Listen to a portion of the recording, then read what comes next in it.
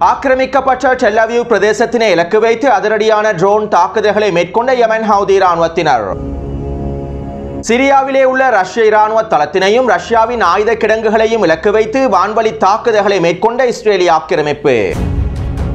Lebanon எல்லையில் கொத்து கொத்தாக தட்டி தூக்கப்பட்ட இஸ்ரேலிய ஆக்கிரமிப்பு சிப்பாய்களும் மெர்காவா போர்த்தாங்கி வாகனங்களும்.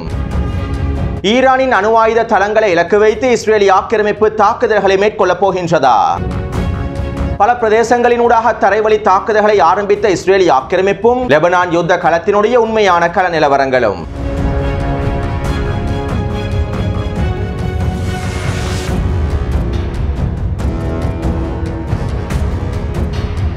கடந்த வாரம் ஹிஸ்புல்லா இராணுவத்தின் மிக முக்கியமான தலைமைகள் படுகொலை செய்யப்பட்டிருந்தார்கள். ஹிஸ்புல்லா இராணுவத்திலே உயர்மட்டத்திலே இருக்கக்கூடிய மிக முக்கியமான 10க்கும் அதிகமான தலைமைகள் படுகொலை செய்யப்பட்டிருந்தார்கள். இறுதியாக இஸ்ரேலிய ஆக்கிரமிப்பு சையத் ஹசன் நஸ்ருல்லா அவர்களையும் படுகொலை செய்திருந்தது. அவரோடு சேர்ந்து தெற்கு லெபனான் பிரதேசத்திற்கே பொறுப்பாக இருக்கக்கூடிய உச்ச தளபதி அலி கர்கி அவர்களையும் இஸ்ரேலிய ஆக்கிரமிப்பு படுகொலை செய்திருந்தது. இதைத் தொடர்ந்து ஹிஸ்புல்லா இராணுவத்தின் அனைத்து தொடர்பாடல் கட்டமைப்புகளையும் இஸ்ரேலிய ஆக்கிரமிப்பு முழுமையாக கண்டுபிடித்து விட்டதாக அறிவித்திருந்தது. மொசாடின் தரமான வித்தியாசமான புத்திசாதுரியமான நடவடிக்கைகளின் மூலமாக ஹிஸ்புல்லா இராணுவத்தினுடைய ஒட்டுமொத்த கட்டமைப்புகளையும் கண்டுபிடித்து விட்டதாக இஸ்ரேலிய ஆக்கிரமிப்பு அறிவித்திருந்தது. இதற்கு பிறகு ஹிஸ்புல்லாவினால் எழுந்து நிற்கவே முடியாது என்றும் ஹிஸ்புல்லாவின் கட்டமைப்புகள் சிதைவடைந்து பலவீனமடைந்து விட்டது என்றும் இஸ்ரேலிய ஆக்கிரமிப்பு இராணுவம் அறிவித்திருந்தது. அது மட்டுமல்லாமல் நெட்டன்யாஹுவும் அவருடைய போர் அமைச்சர்களும் கொண்டாட்டங்களையும் மேற்கொண்டிருந்தார்கள். நெட்டன்யாஹுவும் அவருடைய அமைச்சர்களும் குதூகலத்திலே பல கருத்துக்களையும் வெளியிட்டிருந்தார்கள். இதே போன்று ஜியோனிஸ் ஆக்கிரமிப்புக்கு ஆதரவான ஊடகங்களும் குதூகலத்திலே பல செய்திகளை வெளியிட்டிருந்தார்கள். ஹிஸ்புல்லா இராணுவத்தினர் முழுமையாக பலவீனமடைந்து விட்டார்கள் என்றும் ஹிஸ்புல்லா இராணுவத்தினர் இருந்த நிலைமைக்கு மீண்டும் திரும்புவதாக இருந்தால் இன்னும் 10 வருடங்கள் சென்றுவிடும் என்றும் இதற்கு பிறகு ஹிஸ்புல்லா இராணுவத்தின் கட்டமைப்புகளினால் எதுவுமே செய்ய முடியாது என்றும் ஜியோனிஸ் ஆக்கிரமிப்புக்கு சார்பான ஊடகங்கள் குதூகலமான செய்திகளை வெளியிட்டிருந்தார்கள். அதாவது உண்மையிலேயே இஸ்ரேலிய ஆக்கிரமிப்பு ஹிஸ்புல்லா இராணுவத்தினை பலவீனப்படுத்துவதற்காகத்தான் திட்டமிட்ட தாக்குதல்களை மேற்கொண்டிருந்தது. லெபனானுக்குள்ளே நுழைந்து தரைவழி தாக்குதல்களை ஆரம்பிப்பதற்கு முன்பு தெற்கு லெபனான் பிரதேசத்தினை முழுமையாக கைப்பற்றுவதற்கு முன்பு ஹிஸ்புல்லா இராணுவத்தினுடைய தலைமைகளை முழுமையாக வீழ்த்திவிட்டால் படுகொலை செய்துவிட்டால் இலகுவாக இந்த தாக்குதல்களை தரைவழி தாக்குதல்களை மேற்கொள்ள முடியும் என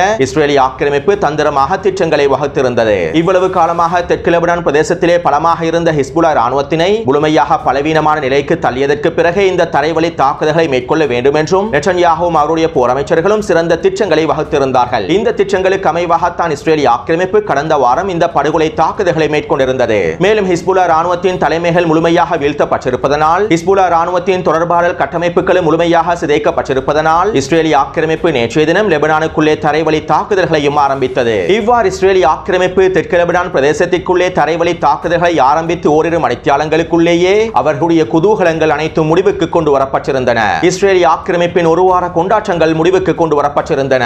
அதாவது நேற்று காலை இஸ்ரேலிய ஆக்கிரமிப்பு வடக்கு பிரதேசமான மிஸ்காவாம் பிரதேசத்தினூடாக தரைவழி தாக்குதல்களை ஆரம்பித்து லெபனானின் அடேசே கிராமத்திற்குள்ளே நுழைந்திருந்தது. இந்த சந்தர்ப்பத்திலே ஹிஸ்புல்லா இராணுவத்தினர் இஸ்ரேலிய ஆக்கிரமிப்பு படைகளை பொறிவைத்து தாக்கினார்கள். இந்த தாக்குதல் தொடர்பாக நேற்றைய காணொளியில் ஒரு சில விடயங்களை குறிப்பிட்டிருந்தேன். தற்போது குறித்த தாக்குதல் தொடர்பான மேலதிக தகவல்களும் வெளியிடப்பட்டுள்ளன. அதாவது தெற்கு லெபனானினுடைய அடிசே கிராமத்தினை இலக்கு வைத்து இஸ்ரேலிய ஆக்கிரமிப்பு கடந்த 4 வாரங்களுக்குள் 650க்கும் அதிகமான வான்வழி தாக்குதல்களை மேற்கொண்டுள்ளது. குறித்த பிரதேசத்தில் இருக்கக்கூடிய ஒவ்வொரு புள்ளிகளையும் இலக்கு வைத்து இஸ்ரேலிய ஆக்கிரமிப்பு தொடர்ச்சியான வான்வழி தாக்குதல்களை மேற்கொண்டுள்ளது. மேலும் குறித்த பிரதேசத்தில் இருக்கக்கூடிய அதிகளவான கட்டிடங்கள் தரைமட்டமாக்கப்பட்டுள்ளன. ஒரு சில கட்டிடங்கள் மாத்திரமே எஞ்சியிருக்கின்றன. இப்படியான நிலைமையில் குறித்த பிரதேசத்தினூடாக தரைவழி தாக்குதல்களை ஆரம்பித்தால் இலகுவாக முன்னேறிவிட முடியும் என்ற இஸ்ரேலிய ஆக்கிரமிப்பு குறித்த பகுதியினூடாக தரைவழி தாக்குதல்களை ஆரம்பித்தது. இதன்போது குறித்த பிரதேசத்தில் இருக்கக்கூடிய பனிமூட்டத்தினை பயன்படுத்தி ஹிஸ்புல்லா இராணுவத்தினர் ஒரு கட்டிடம் ஒன்றில் பதுங்கி இருந்துள்ளார்கள். மேலும் குறித்த பிரதேசத்தினுடைய பாதையில் பொறிகளையும் வைத்துள்ளார்கள். இவ்வாறு இஸ்ரேலிய ஆக்கிரமிப்பு படைகள் குறித்த பாதையினூடாக வருகை தந்து பொறியிலே சிக்கியதும் கட்டிடத்திற்குள்ளே பதுங்கியிருந்த ஹிஸ்புல்லா இராணுவ வீரர்கள் அதிரடியான தாக்குதல்களை ஆரம்பித்துள்ளார்கள். இஸ்ரேலிய ஆக்கிரமிப்பு சிப்பாய்கள் இலக்கு வைத்து துப்பாக்கிச் சூடு தாக்குதல்களையும் 10க்கும் அதிகமான கவச எதிர்ப்பு ஏவுகணை தாக்குதல்களையும் மேற்கொண்டுள்ளார்கள். இந்த தாக்குதலினால் குறித்த பொறியிலே சிக்கிய இஸ்ரேலிய ஆக்கிரமிப்பு சிப்பாய்கள் கொல்லப்பட்டும் படுகாயங்களுக்கும் உள்ளாக்கப்பட்டுள்ளார்கள். இதைத் தொடர்ந்து இவர்களை அள்ளிச் செல்வதற்காக வருகை தந்த படைகளை இலக்கு வைத்தும் ஹிஸ்புல்லா இராணுவ வீரர்கள் தொடர்ச்சியான கவச எதிர்ப்பு ஏவுகணை தாக்குதல்களை மேற்கொண்டுள்ளார்கள். இவ்வாறான தாக்குதலின் மூலமாக இஸ்ரேலிய ஆக்கிரமிப்பு படைகளுக்கு மிகப்பெரிய இழப்புகள் ஏற்படுத்தப்பட்டிருப்பதாக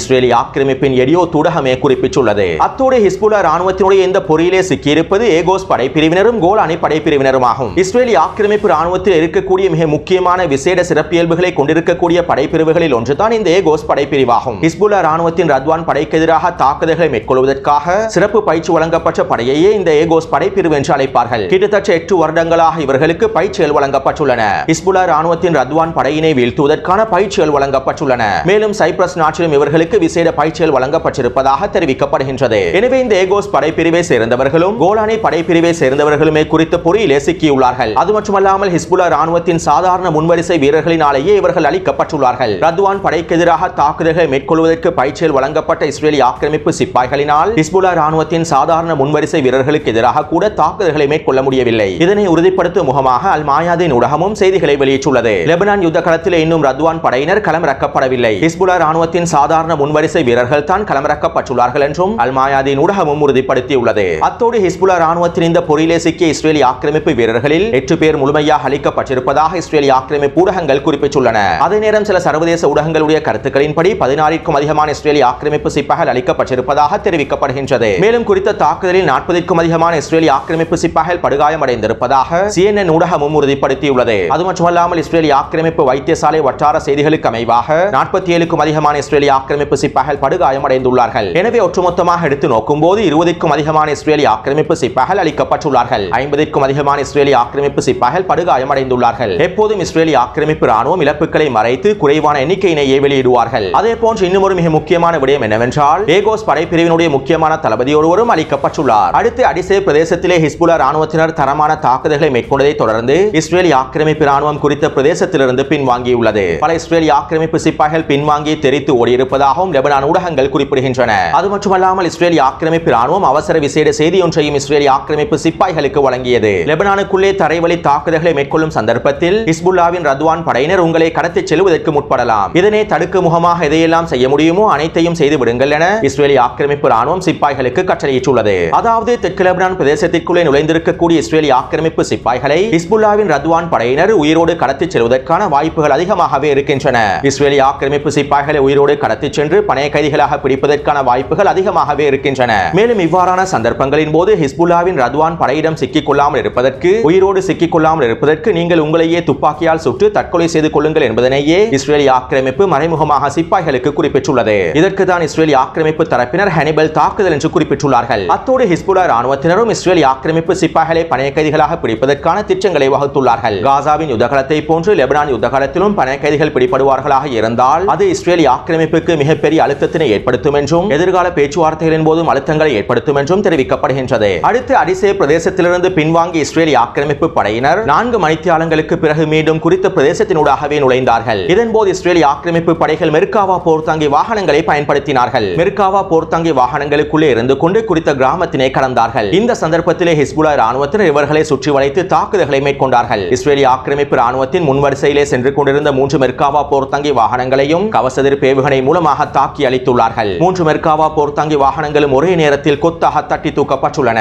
மேலும் அதனோடு வந்த இஸ்ரேலிய ஆக்கிரமிப்பு சிப்பாய்களை சுற்றி வளைத்து அதிரடியான இயந்திர துப்பாக்கி சூடு தாக்குதல்களையும் கவசதிர் பேவுகணை தாக்குதல்களை மேற்கொண்டுள்ளார்கள். இந்த தாக்குதலிலும் பல இஸ்ரேலிய ஆக்கிரமிப்பு சிப்பாய்கள் கொல்லப்பட்டு படுகாயமடைந்திருப்பதாகவும் தெரிவிக்கப்படுகின்றது. அத்தோடு ஹிஸ்புல்லா ராணுவத்தினர் இந்த தாக்குதல்களை மேற்கொள்ளும் சந்தர்ப்பத்தில் ஹிஸ்புல்லா ராணுவத்தினுடைய பின்வரிசை வீரர்கள் இஸ்ரேலிய ஆக்கிரமிப்பின் பின்வரிசை வீரர்களை இலக்கு வைத்து அதிரடியான மோட்டார் குண்டு தாக்குதல்களையும் பாதி ஏவுகணை தாக்குதல்களை மேற்கொண்டிருந்தார்கள். மிஸ்காவாம் பிரதேசத்திலே பின்வரிசையில் நிலைநிறுத்தப்பட்டிருக்கக்கூடிய இஸ்ரேலிய ஆக்கிரமிப்பு சிப்பாய்கள் இலக்கு வைத்து இந்த தாக்குதல்கள் மேற்கொள்ளப்பட்டுள்ளன. அடுத்து ஹிஸ்புல்லா ராணுவத்தின் இந்த அதிரடியான தாக்குதல்களை தொடர்ந்து இஸ்ரேலிய ஆக்கிரமிப்பு ராணுவம் அடிஷே பிரதேசத்திலிருந்து பின்வாங்கியது. இவ்வாறு பின்வாங்கிய இஸ்ரேலிய ஆக்கிரமிப்பு ராணுவம் அவிவிம் பிரதேசத்தினூடாக தரைவழி தாக்குதல்களை ஆரம்பித்தது. அவிவிம் பிரதேசத்திலிருந்து தெற்கு லெபனான் கிராமமான யாரோன் மற்றும் மவுனல் ராஸ் கிராமங்களை இலக்கு வைத்து இஸ்ரேலிய ஆக்கிரமிப்பு தரைவழி தாக்குதல்களை ஆரம்பித்தது. இந்த சந்தர்ப்பத்திலே குறித்த பிரதேசத்தினூடாக நுழைந்த இஸ்ரேலிய ஆக்கிரமிப்பு படைகள் ஹிஸ்புல்லா ராணுவத்தினுடைய 3 பொறிகளில் சிக்கி கொத்தாக அழிக்கப்பட்டுள்ளார்கள். மேலும் குறித்த பிரதேசத்திலே ஹிஸ்புல்லா ராணுவத்தினர் கவசதிர் பேவுகணை மூலமாக 2 மெர்காவா போர்த்தாங்கி வாகனத்தையும் அழித்துள்ளார்கள். இந்த தாக்குதலினால் மாத்திரம் குறித்த பகுதியிலே 20க்கும் அதிகமான இஸ்ரேலிய ஆக்கிரமிப்பு சிப்பாய்கள் கொல்லப்பட்டும் படுகாயமடைந்திருப்பதாகவும் தெரிவிக்கப்படுகின்றது. அத்தோடு இந்த தாக்குதல்களை தொடர்ந்து குறித்த பிரதேசத்திலிருந்தும் இஸ்ரேலிய ஆக்கிரமிப்பு பின்வாங்கியுள்ளது. இதைத் தொடர்ந்து கோபமடைந்த விரக்தி அடைந்த இஸ்ரேலிய ஆக்கிரமிப்பு ராணுவம் தெற்கு லெபனான் பிரதேசங்களை இலக்கு வைத்தும் பெய்ரூட்டின் தெற்கு பிரதேசங்களை இலக்கு வைத்தும் 30க்கும் அதிகமான வான்வழி தாக்குதல்களை மேற்கொண்டிருந்தது. இந்த வான்வழி தாக்குதலிலே 45க்கும் அதிகமான லெபனான் பொதுமக்கள் இனப்படுகொலை செய்யப்பட்டுள்ளார்கள். தரைவழி தாக்குதலிலே ஹிஸ்புல்லா ராணுவ வீரர்களை சமாளிக்க முடியாத இஸ்ரேலிய ஆக்கிரமிப்பு ராணுவம் வான்வழி தாக்குதலின் மூலமாக லெபனான் பொதுமக்களை மக்களை இலக்கு வைத்து தாக்குதல்களை மேற்கொண்டுள்ளது. இதைத் தொடர்ந்து ஹிஸ்புல்லாஹ் ராணுவத்தினர் அமியாத் நெவ்சிவ் ஆகிய ராணுவ கட்டளை தளங்களை இலக்கு வைத்து ஃபாதி ஏவுகணை தாக்குதல்களையும் ட்ரோன் தாக்குதல்களையும் மேற்கொண்டிருந்தார்கள். அதேபோன்று அவிவேம் பிரதேசத்தின் இலக்கு வைத்தும் ஃபாடி ஏவுகணை தாக்குதல்களையும் மேற்கொண்டுள்ளார்கள். அடுத்து இஸ்ரேலிய ஆக்கிரமிப்பு அவிவேம் பிரதேசத்தினூடாக பின்வாங்கியதற்கு பிறகு மெச்சூலா பிரதேசத்தினூடாக தரைவழி தாக்குதல்களை ஆரம்பித்திருந்தது. இவ்வாறு மெச்சூலா பிரதேசத்தினூடாக தரைவழி தாக்குதல்களை ஆரம்பித்து லெபனானினுடைய கஃபர்கேலா பிரதேசத்திற்குள் நுழைவதற்கு முயற்சி செய்திருந்தது. இந்த சந்தர்ப்பத்திலும் ஹிஸ்புல்லாஹ் ராணுவத்தினர் தரமான 5 பொறிகளை வைத்துள்ளார்கள். இந்த 5 பொறிகளிலும் இஸ்ரேலிய ஆக்கிரமிப்பு சிப்பாய்கள் கொத்து கொத்தாக தட்டி தூக்கப்பட்டுள்ளார்கள். இதைத் தொடர்ந்து இஸ்ரேலிய ஆக்கிரமிப்பு குறித்த பிரதேசத்திலிருந்தும் பின்வாங்கியுள்ளது. இவ்வாறு பின்வாங்கிய இஸ்ரேலிய ஆக்கிரமிப்பு மீண்டும் அடிசே கிராமத்தினூடாக நுழைந்துள்ளது. இதன்போது ஹிஸ்புல்லாஹ் ராணுவத்தினர் இஸ்ரேலிய ஆக்கிரமிப்பு சிப்பாய்களை சுற்றி வளைத்து துப்பாக்கிச் சூடு தாக்குதல்களையும் நேரடியான இயந்திர துப்பாக்கிச் சூடு தாக்குதல்களை மேற்கொண்டுள்ளார்கள். இந்த தாக்குதல்கள் பூஜ்ய தூரத்தில் நடைபெற்றிருப்பதாக மன்னார் ஊடகம் தெரிவித்துள்ளது. மேலும் இந்த பூஜ்ய தூரத்திலே பல இஸ்ரேலிய ஆக்கிரமிப்பு சிப்பாய்கள் அளிக்கப்பட்டிருப்பதாகவும் தெரிவிக்கப்படுகின்றது. இதைத் தொடர்ந்து நள்ளிரவு 1:30 மணி அளவில் இஸ்ரேலிய ஆக்கிரமிப்பு ராணுவம் மலிக்கியா பிரதேசத்தினூடாகவும் தரைவழி தாக்குதல்களை ஆரம்பித்துள்ளது. மலிக்கியா பிரதேசத்தினூடாக லெபனானின் ஐச்சரூன் கிராமத்தின் இலக்கு வைத்தே தரைவழி தாக்குதல்களை ஆரம்பித்துள்ளது. இவ்வாறு இஸ்ரேலிய ஆக்கிரமிப்பு குறித்த பகுதியினூடாக நுழையும் சந்தர்ப்பத்தில் ஹிஸ்புல்லாஹ் ராணுவத்தினர் தொடர்ச்சியான மோட்டார் குண்டு தாக்குதல்களையும் 10க்கும் அதிகமான கவச எதிர்ப்பு ஏவுகணை தாக்குதல்களை மேற்கொண்டுள்ளார்கள். இஸ்ரேலிய ஆக்கிரமிப்பு படைகளை சுற்றி வளைத்து கொத்து கொத்தாக வேட்டையாடியுள்ளார்கள். அது மட்டுமல்லாமல் ஹிஸ்புல்லாஹ் ராணுவத்தின் பின்வரிசை வீரர்கள் மலிக்கியா பிரதேசத்திலே நிலைநிறுத்தப்பட்டிருக்கக்கூடிய இஸ்ரேலிய ஆக்கிரமிப்பு பின்வரிசை வீரர்களை இலக்கு வைத்து அதிரடியான ட்ரோன் தாக்குதல்களையும் ஃபாடி ஏவுகணை தாக்குதல்களை மேற்கொண்டுள்ளார்கள். மேலும் இன்று அதிகாலையிலே மலிக்கியா பிரதேசத்திலும் அடிஷா பிரதேசத்திலும் தொடர்ச்சியான தாக்குதல் இடம்பெற்று வருவதாகவும் தெரிவிக்கப்படுகின்றது. எனவே நேற்று காலையிலிருந்து இன்று அதிகாலை வரை தெற்கு லெபனான் பிரதேசத்திலே மேற்கொள்ளப்பட்டிருக்கக்கூடிய தாக்குதல்கள் தொடர்பான தகவல்களுக்கு அமைவாக சில முக்கியமான விடயங்களை எங்களுக்கு தெளிவாக புரிந்து கொள்ளலாம். ஹிஸ்புல்லாஹ் ராணுவத்தினுடைய தலைமைகள் படுகொலை செய்யப்பட்டாலும், சையத் ஹசன் நஸ்ருல்லா அவர்கள் படுகொலை செய்யப்பட்டாலும், தெற்கு லெபனான் பிரதேசத்தினுடைய முக்கிய தளபதி படுகொலை செய்யப்பட்டாலும் ஹிஸ்புல்லாஹ் ராணுவத்தினுடைய கட்டமைப்புகள் சிதைக்கப்படவில்லை. ஹிஸ்புல்லாஹ் ராணுவத்தின் தொடர்பாடல் கட்டமைப்புகளும் சிதைக்கப்படவில்லை. மேலும் ஹிஸ்புல்லாஹ் ராணுவ வீரர்களுக்கு இடையிலான ஒருங்கிணைப்பு சிறப்பாக காணப்படுகின்றது.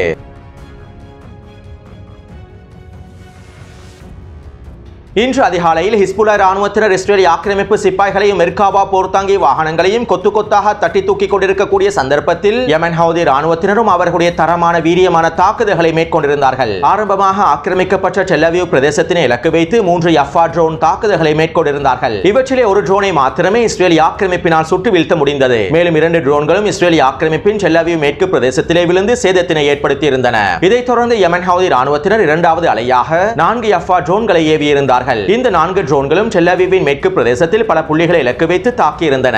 அத்தோடு இவை தொடர்பான காணொளிகளும் வெளியாகி இருந்தன. அவற்றினை நான் டெலிகிராம் சேனலிலும் பதிவிட்டுள்ளேன். அடுத்து இஸ்ரேலிய ஆக்கிரமிப்பு ராணுவம் அதிகாலையிலேயே சிரியாவின் மேற்கு பிரதேசத்தை இலக்கு வைத்து வான்வழி தாக்குதல்களை மேற்கொண்டிருந்தது. சிரியாவின் மேற்கு பிரதேசமான ஜப்லோ பிரதேசத்தில் ரஷ்யாவினுடைய மிக முக்கியமான விமான தளம் ஒன்று காணப்படுகின்றது. ஈரானினுடைய அதிகளவான சரக்கு விமானங்கள் ரஷ்யாவின் குறித்த விமான தளத்தில் தான் களமிறக்கப்படுகின்றன. மேலும் குறித்த பகுதியிலே ரஷ்யாவினுடைய ஆயுத கிடங்கு ஒன்றும் காணப்படுகின்றது. இவற்றினை இலக்கு வைத்துதான் தற்போது இஸ்ரேலிய ஆக்கிரமிப்பு இந்த வான்வழி தாக்குதல்களை மேற்கொண்டுள்ளது. இந்த வான்வழி தாக்குதலினால் ரஷ்யாவின் ஆயுத கிடங்கு வெடித்திருப்பதாகவும் உள்ளூர் ஊடகங்கள் குறிப்பிடுகின்றன. அது மட்டுமல்லாமல் இந்த தாக்குதலுக்கு பிறகு இஸ்ரேலிய ஆக்கிரமிப்பு தொடர்ச்சியான வான்வழி தாக்குதல்களை மேற்கொண்டிருந்தது. இந்த சந்தர்ப்பத்திலே ரஷ்ய படையினர் வான் பாதுகாப்பு அமைப்புகள் மூலமாக இஸ்ரேலிய ஆக்கிரமிப்பின் ஏவுகணைகளை சுட்டு வீழ்த்தியுள்ளார்கள். எனவே தற்போது இஸ்ரேலிய ஆக்கிரமிப்பு ரஷ்யா மீதும் கை வைத்து விட்டது. ரஷ்யாவின் ஆயுத கிடங்குகளை இலக்கு வைத்து விமான தளங்களை இலக்கு வைத்து ரஷ்யாவுக்கு மிகப்பெரிய சேதத்தினை ஏற்படுத்தி விட்டது. மேலும் இதற்கான பதிலடிகளை ரஷ்ய தரப்பினர் எவ்வாறு வழங்கப் போகின்றார்கள் என்பதனை நாங்கள் பொறுத்திருந்து பார்ப்போம். அடுத்து இஸ்ரேலிய ஆக்கிரமிப்பின் இந்த வான்வழி தாக்குதலை தொடர்ந்து ஈராக்கிய ராணுவ கூட்டமைப்பினர் வடகிழக்கு சிரியாவில் இருக்கக்கூடிய